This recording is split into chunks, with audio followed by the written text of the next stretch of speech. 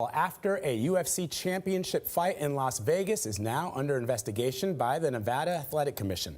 Ultimate Fighting lightweight champion Khabib Nurmagomedov is facing possible fines and suspension after he jumped from the cage seconds after defeating UFC star Conor McGregor. It was the culmination of a long simmering rivalry between the two fighters, whose face-off was billed as the biggest fight in UFC history. It's under the net. There it is. It was supposed to be the end of the fight, with UFC lightweight champion Khabib Nurmagomedov defeating Conor McGregor in the fourth round.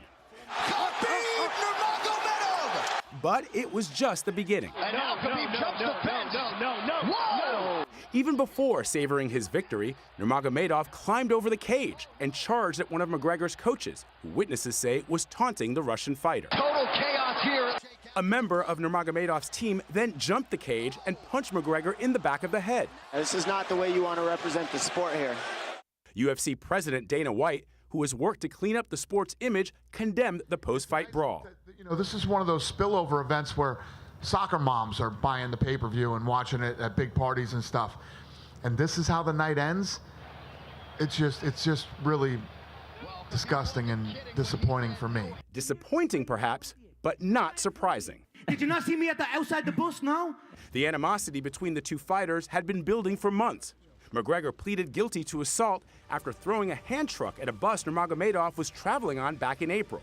The UFC used the video in promotional ads for Saturday night's fight, which they titled Bad Blood. USA Today reporter Martin Rogers was at the fight.